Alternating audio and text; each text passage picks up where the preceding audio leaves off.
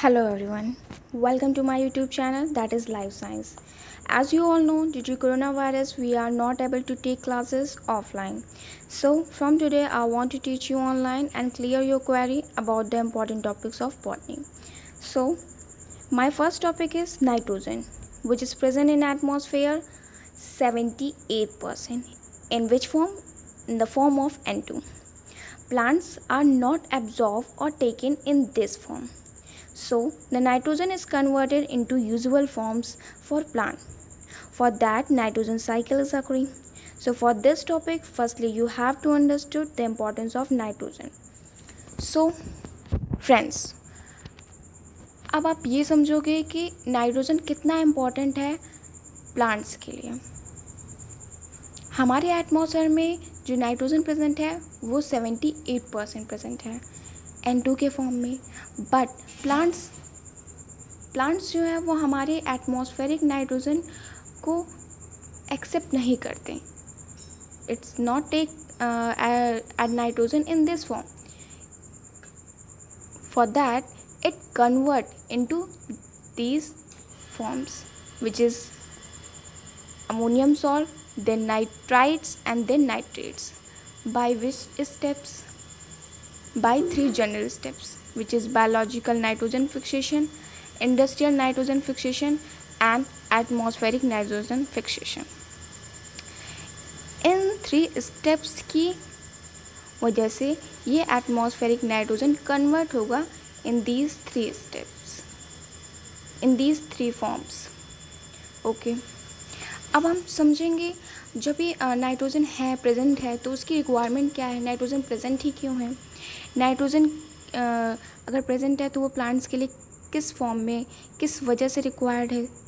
तो उसकी रिक्वायरमेंट जो है वो मेरिस्टेमेटिक सेल्स के लिए और मेटाबॉलिकली एक्टिव सेल्स के लिए.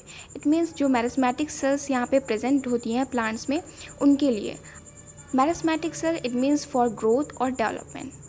ग्रोथ एंड डेवलपमेंट होगा तभी प्लांट्स डेवलप होगा.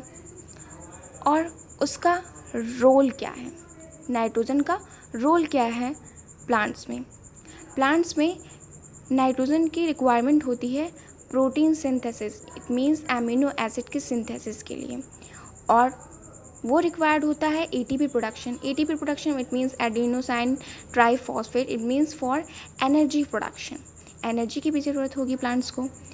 अब हम बात कर रहे हैं कि उसकी रिक्वायरमेंट होगी, उसका रोल होगा nucleic acid synthesis, it means DNA and RNA. DNA and RNA का फॉर्मेशन भी होगा प्लांट्स में. उसके लिए हमें नाइट्रोजन की इम्पोर्टेंस होगी.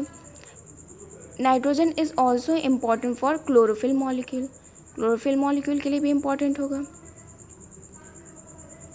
आफ्टर दैट अब इम्पॉर्टेंट होगा, अब हम अगर ये सोचें कि अगर नाइट्रोजन का रोल प्लांट्स में इतना इम्पॉर्टेंट है, अगर नाइट्रोजन प्रेजेंट नहीं होता प्लांट्स में, it means nitrogen is absent, तो उसकी डिफिशियंसी में क्या इफ़ेक्ट पड़ता प्लांट्स पर और वो प्लांट्स किस तरीके से अफेक्टेड होता if nitrogen is not present. If nitrogen present नहीं होगा then because of less protein, it means that as आपने पहले पढ़ा कि नाइट्रोजन रिक्वायर्ड होता है for protein synthesis. But if nitrogen यहाँ पे नहीं प्रेजेंट है तो इट मीन्स प्रोटीन की सिंथेसिस नहीं हो रही है. इसकी प्रोटीन सिंथेसिस ना होने की वजह से यहाँ पे लेस प्रोटीन प्रेजेंट होगा. इट मीन्स यहाँ पे ग्रोथ बहुत लेस होगी, बहुत ही स्लो हो जाएगी, इसलिए स्टैग्नेंट ग्रोथ होगी. सारी मेटाबॉलिज्म यहाँ पे डिक्रीज़ होगा. इट मीन्स यहाँ पे जितनी भी केमिकल्स रिएक्शन हो रही है प्लांट में वो भी डिक्रीज़ हो जाएंगे. जितने भी एक्टिव प्रोसेसेस हो रहे हैं, जितने भी केमिकल रिएक्शन या फिर प्लांट्स में जितनी भी प्रोसेसेस हो रही हैं जिसके लिए हमें एनर्जी की ज़रूरत है वो भी डिक्रीज़ हो जाएंगे, वो भी स्लो हो जाएंगे. जो लीव्स ग्रीन लीव्स यहाँ पे प्लांट्स में जो प्रेजेंट है वहाँ पे क्लोरोफिल का लॉस होना शुरू हो जाएगा. इट मीन्स वहाँ पे क्लोरोसिस होना स्टार्ट हो जाएगी. फ्लावरिंग, अब अगर इतना इफेक्ट पड़ रहा है इट मीन्स फ्लावरिंग भी वहाँ पे डिक्रीज़ हो जाएगी. Okay, after study this topics understood this topics, we have to proceed on the next topic which is nitrogen cycle.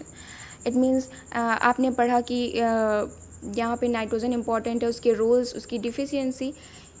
तो नाइट्रोजन अगर प्लांट्स में पहुँचता है देन फिर वो कहाँ जाएगा, फिर उसकी रिसाइकिल कैसे होगी, इसको हम पढ़ेंगे नाइट्रोजन साइकिल में. उसके लिए मैंने आपको बताया कि एटमॉस्फेरिक नाइट्रोजन जो कि N2 के फॉर्म में हमारे एटमॉस्फेयर में प्रेजेंट है, वो 3 जनरल स्टेप्स वो प्लांट्स के लिए यूजेबल फॉर्म्स में कन्वर्ट हो गया है, विच इज़ नाइट्रेट्स. और उसे प्लांट्स ने एक्सेप्ट किया, एब्जॉर्व किया इस फॉर्म में नाइट्रोजन को. नाइट्रेट के फॉर्म में जब एब्जॉर्व किया प्लांट्स ने, देन प्लांट्स के पास हमारा नाइट्रेट पहुंच गया. अब आप जैसे कि जानते हैं कि सारे एनिमल्स डिपेंड होते हैं, हेटेरोट्रॉफिक होते हैं, वो प्लांट्स पे डिपेंड होते हैं फॉर देयर फूड, उनके फूड की रिक्वायरमेंट की वजह से. तो एनिमल्स ने प्लांट्स को खाया, ईट किया, देन फूड के फॉर्म में वो एनिमल्स में ट्रांसफॉर्म हो गया. अब बात करते हैं कि when plants and animals death और डिकेइंग, अगर वो उनकी डेथ हो जाती है, वो मर जाते हैं, तो ड्यू टू डिकेइंग बैक्टीरिया यहाँ पे अमोनिया रिलीज़ होगा, जिसकी वजह से अमोनिफिकेशन होगा. आपने कहीं भी और भी पढ़ा होगा कि जब एनिमल्स की डेथ होती है तो डेथ होती है तो अमोनिया रिलीज़ होता है.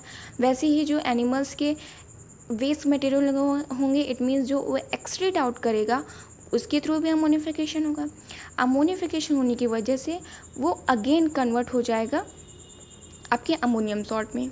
अमोनियम सॉल्ट में कन्वर्ट होने के बाद by denitrification, this is last step which is denitrification, by denitrifying bacteria like Pseudomonas, ये अगेन अमोनियम सॉल्ट हमारा एटमॉस्फेरिक नाइट्रोजन में कन्वर्ट हो जाएगा.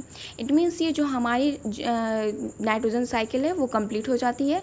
और इसमें इस पूरी नाइट्रोजन साइकिल में 5 जनरल स्टेप्स प्रेजेंट होते हैं, which first one is nitrogen fixation, second one is nitrification, third one is assimilation, and fourth one is ammonification, and fifth one is denitrification. Denitrification is the last steps.